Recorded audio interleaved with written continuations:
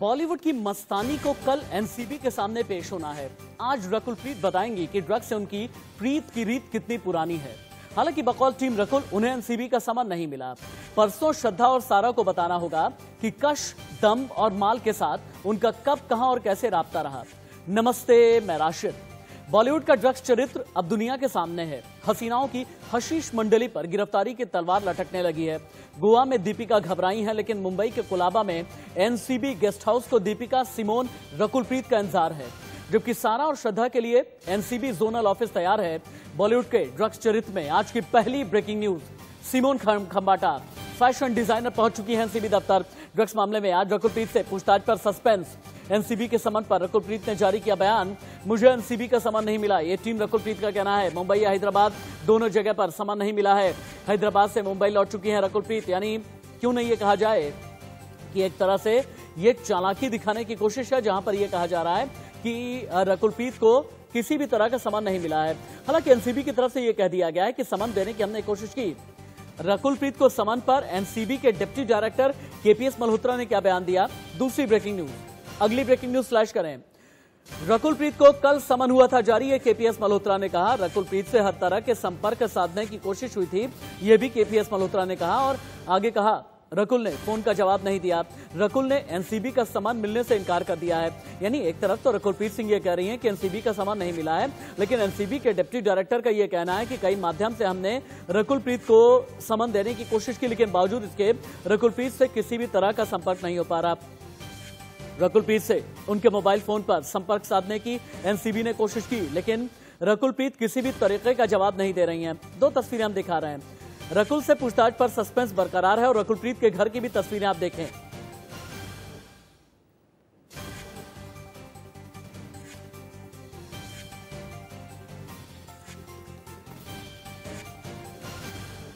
और उधर ड्रग्स मामले में फैशन डिजाइनर सिमोन खंबाटा से पूछताछ शुरू हो गई है। एनसीबी दफ्तर में सिमोन से जारी है पूछताछ। ड्रग्स मामले में एनसीबी की एसआईटी टीम कर रही है पूछताछ। सिमोन खंबाटा के जरिए यह पूछा जा रहा है कि जितने भी फिल्म एक्टर या एक्ट्रेसेस हैं, उनके कनेक्ट आखिरकार किन किन लोगों के साथ में है। सिमोन खंबाटा से यह भी पूछा जाएगा कि ड्रग कनेक्शन को लेकर के आपको क्या जानकारी है, ड्रग पेडलर्स के बारे में आपको क्या जानकारी है। जितना जल्दी हो सके मुंबई से मुझे इंडिया न्यूज संवाददाता लाइव दें, क्योंकि ड्रग्स मामले में एनसीबी पूरी तरह से एक्शन में है। और अगली breaking news back to back चलाएं। अबिगेल पांडे और सनम जौहर की निशानदेही पर रेड मारी गई है। आज एनसीबी मुंबई में कई जगह पर अलग अलग रेड मार रही है। एनसीबी ने अबिगेल और सनम को आज दफ्तर भी बुलाया है। कल भी एनसीबी ने दोनों से की थी पूछताछ। यानी अभी की बड़ी खबर है, अब मुझे इन्फोग्राफिक स्टूडियो लेकर के जाया जा सकता है, क्योंकि बॉलीवुड का ड्रग्स चरित्र नहीं, पहले प्लाज्मा लेकर के चलें। चलिए ठीक है, पहले ड्रग्स केस में दीपिका कैसे फंसी है ये दिखाएं, एक एक करके आप दिखाएं। ड्रग्स केस में दीपिका पादुकोण किस तरीके से फंसी है आप देखें। दीपिका की मैनेजर करिश्मा से ड्रग्स वाली चैट, जिस वजह से दीपिका फंस गई। चैट में हैश और गांजा जैसे शब्दों का इस्तेमाल किया गया है। मैनेजर करिश्मा के साथ में तस्वीर है रिया चक्रवर्ती के खुलासे, जिन्होंने दीपिका को फंसा दिया है, और जया साहा ने भी खुलासा किया है।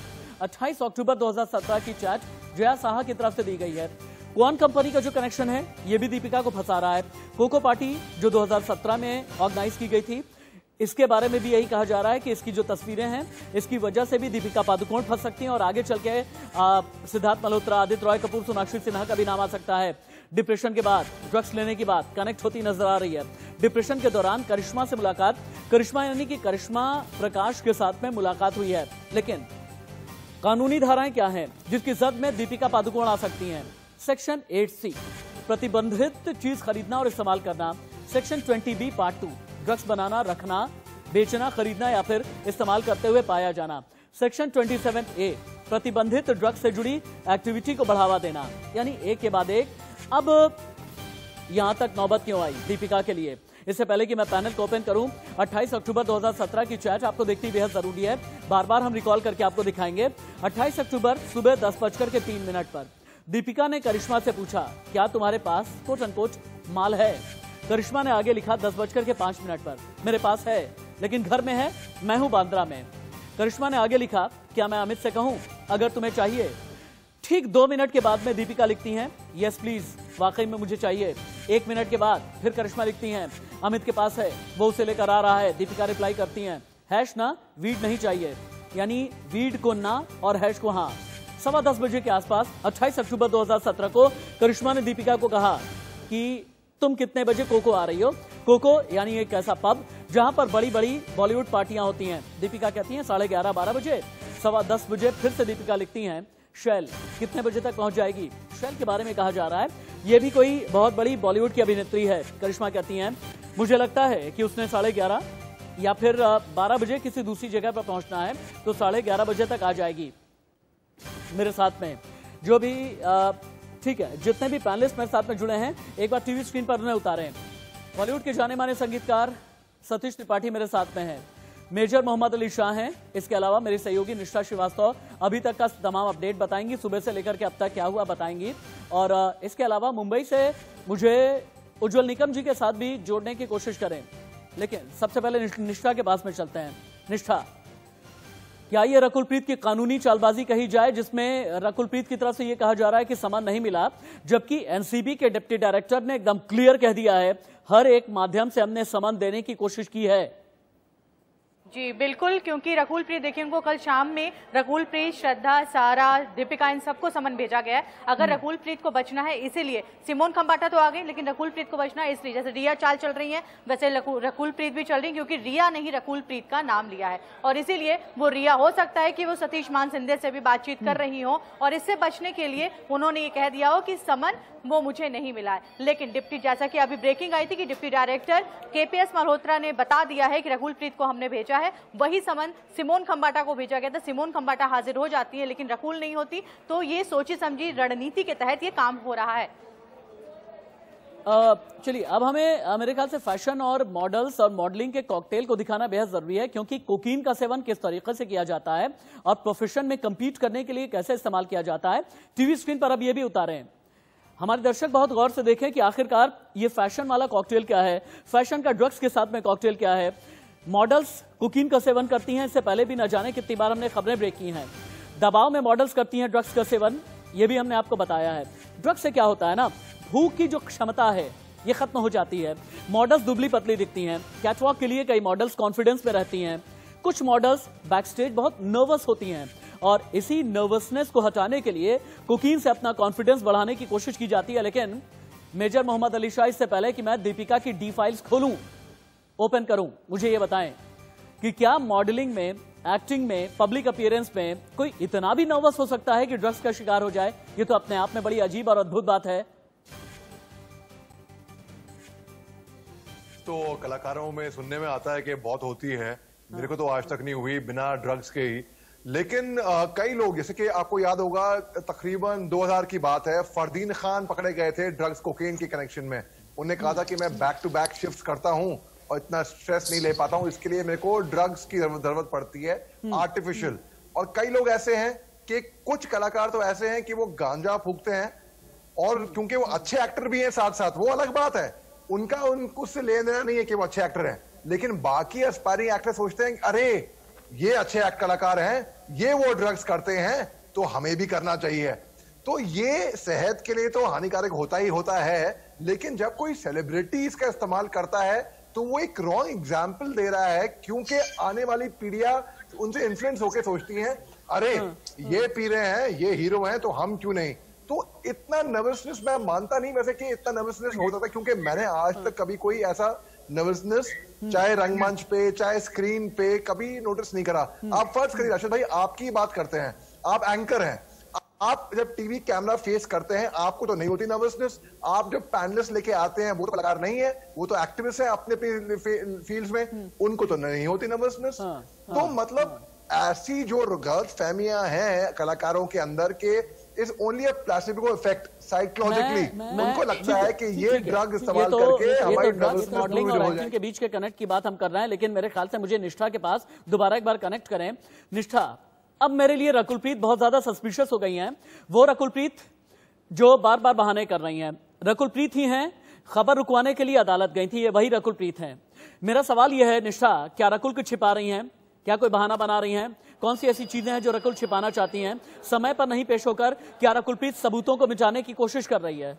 बिल्कुल, एनसीबी ने देखिए 3-4 दिन बाद समन दिया और उसके बाद भी अगर रकुलप्रीत बच रही हैं तो रिया ने 25 लोगों के नाम लिए राशिद जी। तो हो सकता है कि रकुलप्रीत और भी कई नाम ले, जिसमें बड़ी बड़ी जो मछलियां सिर्फ, क्योंकि अभी सिर्फ जो हीरोइन है वो सामने आई है, एक्ट्रेसेस बॉलीवुड के सामने आई है, अभी तक बॉलीवुड एक्टर्स के नाम नहीं आए हैं। तो हो सकता है रकुलप्रीत जिन जिन एक्टर्स के साथ काम की है, जिनके साथ उनकी दोस्ती कहना है। चाहूंगा, देखिए सबूतों के संरक्षण के लिए रिया चक्रवर्ती को जमानत नहीं मिल रही। मैं फिर से रिपीट करूंगा, रिया को जमानत इसलिए नहीं मिल रही है क्योंकि रिया के ऊपर आरोप यह है कि सबूतों का संरक्षण किया और रिया ने ही कभी दीपिका का नाम नहीं लिया, रिया ने सारा श्रद्धा का नाम नहीं लिया, लेकिन रिया ने नाम लिया है रकुलप्रीत का। क्या यह माना जाए कि रिया के लिए रकुलप्रीत काम कर रही थी और रिया की चीजें बचाने के लिए और अपने आप को बचाने के लिए और सबूत छिपाने के लिए रकुलप्रीत अब बहाना बना रही है? क्या यह भी माना जाए कि यह भी मुमकिन है कि मुंबई छोड़ करके कहीं रकुलप्रीत किसी और जगह ना चली गई हो या भगोड़ी ना हो गई हो सकता है, क्योंकि रकुलप्रीत से रिया की जो वो एडीआर आया था उसमें पूरा ये आया था सीडीआर में कि उसने 44 बार बात की है।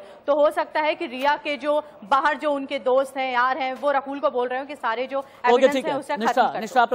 निष्ठाप रहें, एक काम कर लेते हैं, दीपिका पादुकोण की डी फाइल को भी हम ओपन कर देते हैं, वो डी फाइल जिसकी वजह से दीपिका बहुत ज्यादा फंसी नजर आ रही हैं। अब दीपिका पादुकोण की डी फाइल क्या है? डी का मतलब है ड्रग्स, और दीपिका पादुकोण रणवीर से ब्रेकअप के बाद जम करके रोई थी। 2016-17 के आसपास की बात है। ब्रेकअप के बाद 3 साल तक दीपिका पादुकोण डिप्रेशन में रही थी और बिना किसी वजह के दीपिका रोने लगती थी।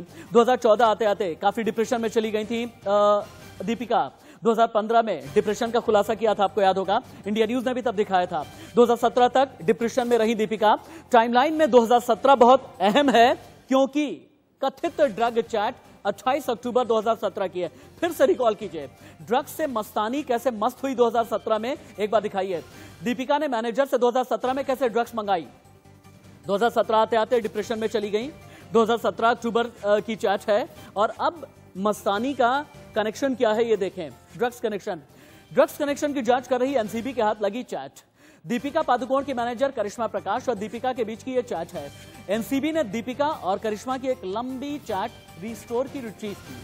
चैट में दीपिका करिश्मा से ड्रग्स की डिमांड कर रही हैं। चैट में अमित और शैल नाम के 2 लोगों का जिक्र भी है।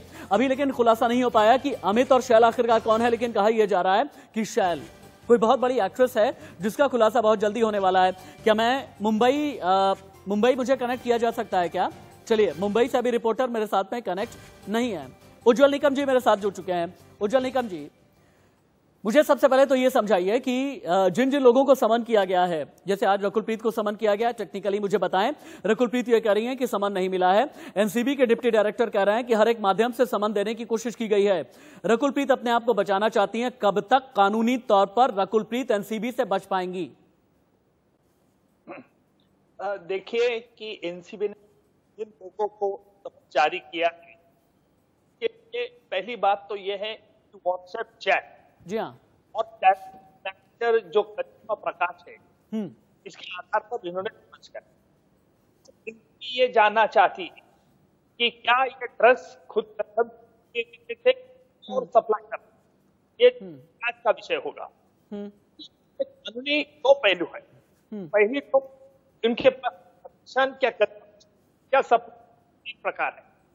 अभी देखिए कानून में, जैसे हमने दीपिका कह रहे हैं, दीपिका की चैट जिसने उसके टैलेंट मैनेजर से हुई है और ये मोबाइल चैट है, तो कितने साल की हो, लेकिन जो मोबाइल है उसका रजिस्टर ओनर एक दीपिका है और है रजिस्टर ओनर जो है करिश्मा प्रकाश है।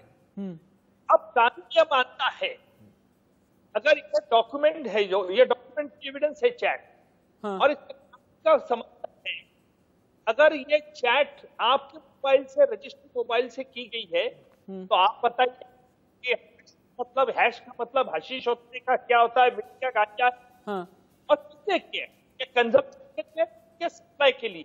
2 कानूनी पहलू है।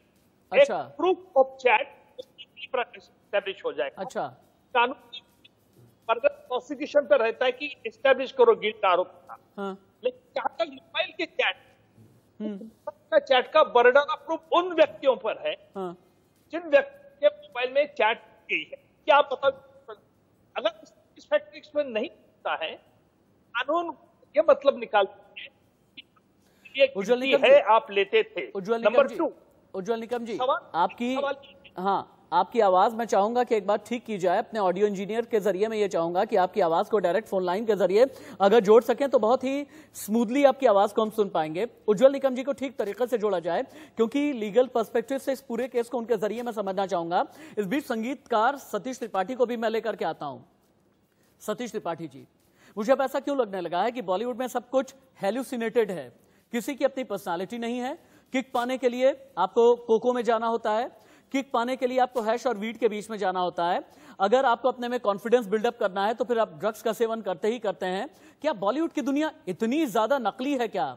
अगर दीपिका का भी नाम है, रिया का भी नाम है, रकुलप्रीत का भी नाम है, कोई शैल नाम का भी आ रहा है, कोई श्रद्धा भी है, सारा भी है, फैशन डिजाइनर भी है, टैलेंट मैनेजर भी है, कोई असली भी दुनिया है क्या? कोई असली चेहरा भी है या नहीं है? या सब कुछ हेलुसिनेशन की दुनिया में ही जी रहे हैं? नहीं, ऐसा नहीं है। मैं भी आपके सामने ही हूं और अभी बहुत सारे लोग हैं जो कि इस दुनिया में हैं और बिना ड्रग्स के जीवित हैं और बहुत अच्छे से हैं, और उनको उनकी दुनिया हमको लगता है कि ज्यादा कॉन्फिडेंट है वो अपनी लाइफ में। ये लोग सिर्फ फैशन में ले रहे हैं। और ये जो नया एक फैशन चला है कि टैलेंट मैनेजमेंट जो कंपनी है, मुझे लगता है कि जो अभी मैं सुनना शुरू किया हूं उस हिसाब से मुझे लगता है कि ये कंप्लीट एक अय्याशी का अड्डा है और कुछ नहीं है। जिसमें ड्रग्स है, जिसमें जो नई नई लड़कियां लड़के जो छोटे छोटे शहरों से आते हैं उनको बुलाया जाता है उस पार्टीज में। 2-4 बड़े ए लिस्टर्स एक्टर होते हैं, एक्ट्रेस होती हैं। लेकिन आप एक बात बताइए राशिद भाई, कहां गई वो थाली? वो थाली कहां गई जिसमें छेद हो गई थी? उस थाली को इतनी ठोकर लगी है, कभी जाके वो गोवा में निकल रही है, कभी वो बॉम्बे में निकल रही है, कभी वो दिल्ली से निकल रही है, कभी श्रद्धा कपूर के घर से निकल रही है, कभी दीपिका के घर से निकल रही है, कभी रकुल प्रीत सिंह के घर से निकल रही है। नहीं, अब थाली के नाम पर शोर मचाने वाले ना अब खामोश हो गए हैं। थाली के नाम पर शोर मचाने वाले खामोश हो गए हैं, अब सामने नहीं आ रहा है। पायल घोष के नाम पर भी सामने नहीं आ रहा है, सारा श्रद्धा दीपिका के नाम पर भी नहीं आ रहा है, रकुल प्रीत के नाम पर भी नहीं आ रहा है, जो लोग छिप रहे हैं उनके नाम पर भी नहीं आ रहा है। एकदम ठीक कह रहे हैं आप। उज्जवल निकम जी के पास एक बार फिर से मैं जाना चाहूंगा। हाँ ठीक है, कोई बात नहीं, उज्जवल निकम जी के पास जाते हैं। उज्जवल निकम जी, मुझे एनडीपीएस एक्ट के मुताबिक कुछ चीजें समझाइएगा। क्या सोशल मीडिया में ड्रग्स के सिर्फ लेन देन की बात सजा का आधार बन सकती है? यह एक सवाल है, क्योंकि चैटिंग में हैश जैसे कोड का इस्तेमाल किया गया है। क्या इसके जरिए केस बनेगा? क्या चैटिंग के आधार पर छापा मारा जा सकता है? ड्रग्स जब्त नहीं हो तो क्या सिर्फ लेन देन की बात पर ही केस बनता है? उज्जवल निकम जी, देखिए उसमें 2 सवाल है। पहला सवाल, क्या कंजम्पशन के लिए या और सप्लायर थे? देखिए कानून अगर कंजम्पशन के लिए है तो कानून उसमें खाती है, लेकिन जहां तक कितना कितना कंजम किया है, अगर वो बोलते हैं कि हाँ गलती हम सुधारना चाहते हैं तो उनको रिहेबिलिटेशन सेंटर में भेजा जाता है। और लेकिन अगर उन्होंने ज्यादा किया होगा, चाहे शराब हो चाहे उसके पास जो लिस्ट है उसके बिलो 100 होगा तो अवेलेबल है। जहां तक आगे उसके आगे होगा तो मुझे लगता है कि उसे हीरोइन होगा, चाहे वो चरस कोकेन होगा होगा। इसका बड़ी दिक्कत यह है, यह साबित करना पड़ेगा कि व्हाट्सएप चैट नहीं तो उसने कंजम्पशन किया था। अभी कंजम्पशन किस आधार पर साबित करेंगे ये बता क्योंकि ये बहुत पुरानी बात। और ये जिस शख्स ने एक जया साहब सीबी के सामने जो इकबाल बयान दिए हैं, हाँ। और वो ड्रग सप्लाई करती थी, हम बात अगर उसका कन्फेशन में आता है, जैसे रिया चक्रवर्ती ने बताया है, उसको देखिए रिया चक्रवर्ती ने बताया क्राइम एक सिंडिकेट की, ड्रग सिंडिकेट की है। इसलिए ड्रग सिंडिकेट के संबंध है क्या?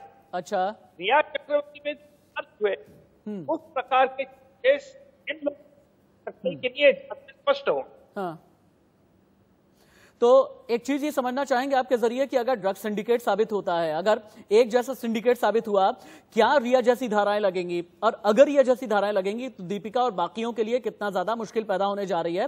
और हम ये भी समझने की कोशिश करेंगे गांजा, चरस, कोकीन, मरुआना, हशीश, हेरोइन, इनकी कितनी मात्रा किसके लिए ज्यादा मुश्किल पैदा कर सकती है। लेकिन मस्तानी का कोको कांड भी तो आप जानना चाहेंगे ना, जिस कोको कांड की वजह से मस्तानी फंसी हुई है और जिस कोको कांड की वजह से यह कहा जा रहा है कि दीपिका पादुकोण को अब गोवा से मुंबई आना पड़ा, दीपिका पादुकोण अब वापस से डिप्रेशन में चली गई हैं।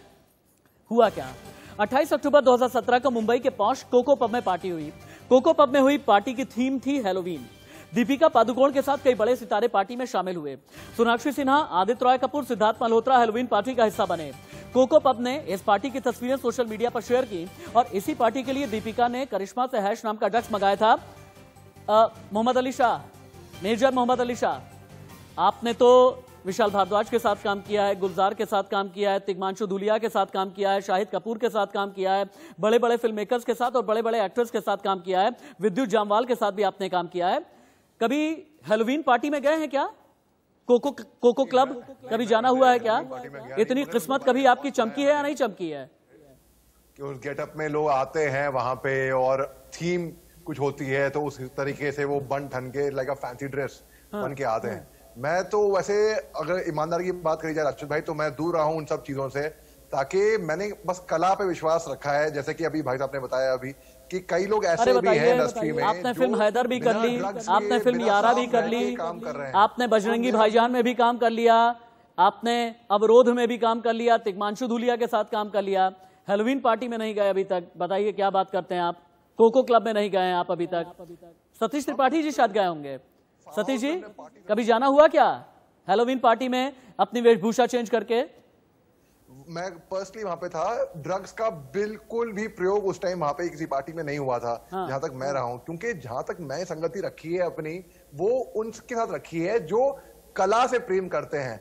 और जब जैसे ही हम मान लिए अगर चरस गांजा लेके मैं क्रिएटिव हो जाऊं, राइटर बन जाऊं या क्रिएटिव करने वाला ये तेल क्या है? क्रिएटिव करने वाला ये सीबीडी ऑयल क्या है, जिसके बारे में कहा जाता है जया साहा के जरिए श्रद्धा कपूर ने मंगाया? ये भी बताते हैं एक बार हम, ये क्या चीज है, क्या होता है सीबीडी ऑयल? तुरंत इन्फोग्राफिक स्टूडियो में उतारें। सीबीडी ऑयल क्या होता है? भांग और गांजे के पौधे से किस तरीके से बनाया जाता है ये बताएं। भांग और गांजे का पौधा जिससे बनाया जाता है सीबीडी ऑयल। गांजे के पौधे की पत्तियां, फूल और डंठल निकाले जाते हैं। धुएं और भाप के जरिए शरीर में इसे अंदर लेकर के जाया जाता है। मानसिक तनाव, दर्द से तुरंत ही राहत मिल जाती है और लगातार सेवन से तनाव और डिप्रेशन पहले से ज्यादा बढ़ने भी लगता है। सीबीडी ऑयल लेने वाला शख्स ड्रग्स टेस्ट में पॉजिटिव पाया जाता है और दुनिया के कई देशों में सीबीडी ऑयल बैन है, कई देशों में इस्तेमाल में छूट है। भारत में एनडीपीएस एक्ट के तहत सीबीडी ऑयल का सेवन अवैध है और भारत में मेडिकल प्रोडक्ट में इस्तेमाल के लिए इसे वैध माना जाता है। यह है सीबीडी ऑयल। अब मैं एक चीज समझना चाहूंगा, मेरे ख्याल से उज्जवल निकम जी के पास मुझे फिर से जाना चाहिए।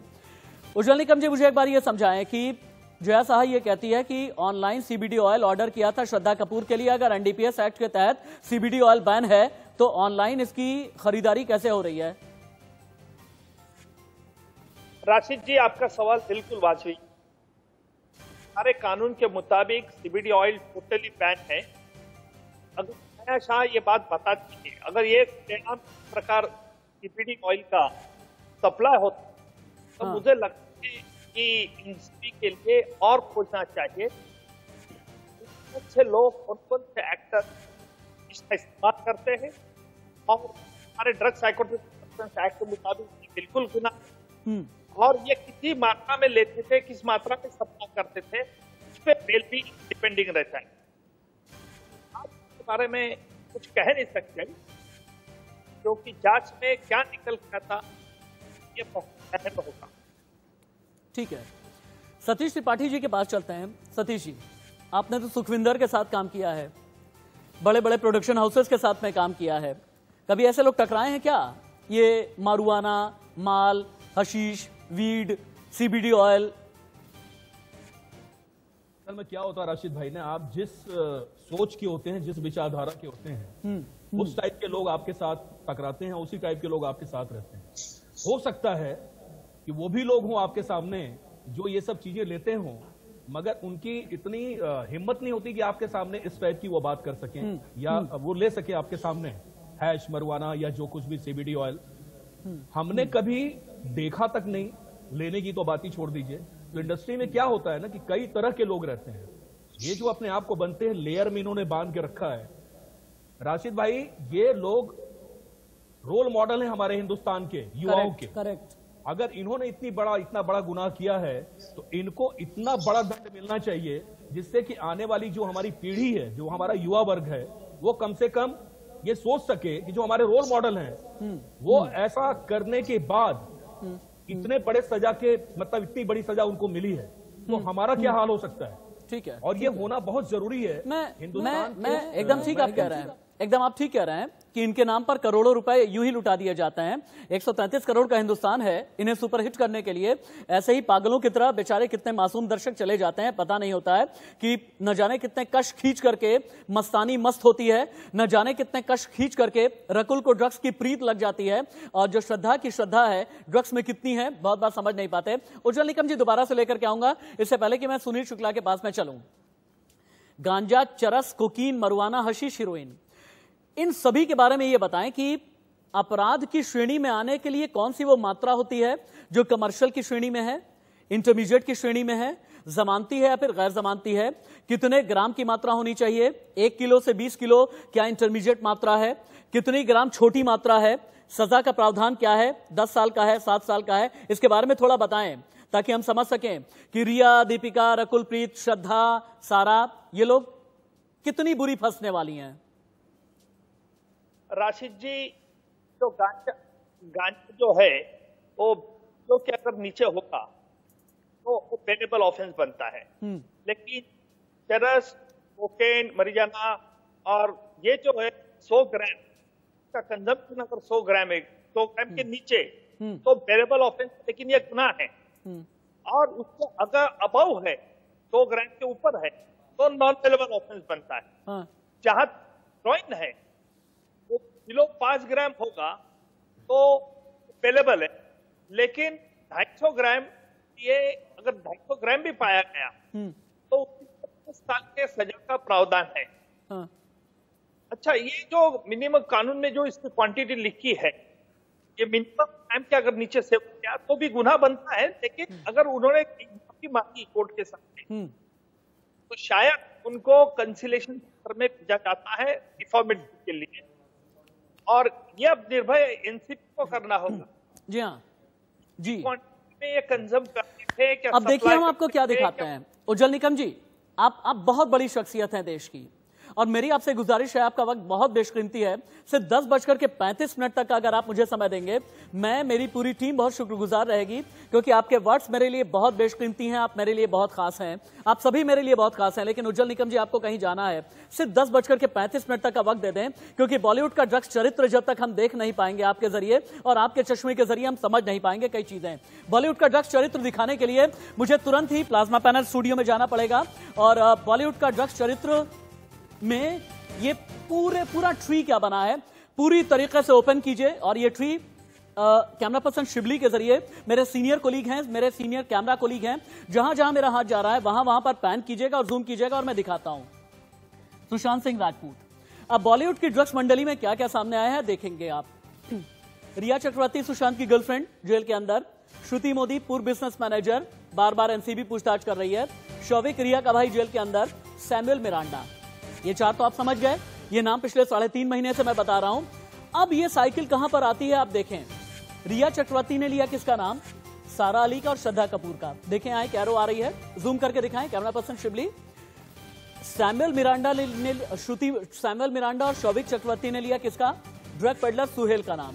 अब सुहेल के जरिए क्या पता चला, सुहेल के जरिए पता चला अब्दुल बासित, जैद बिलात्रा, अनुज केशवानी, सूर्यदीप मल्होत्रा, राहिल विश्राम, कैजान इब्राहिम, अंकुश अबनेजा, करमजीत सिंह। फिर से समझिएगा, अभी इधर दायां हिस्सा आपको छोड़ देना है, मैं समझाऊंगा आपको।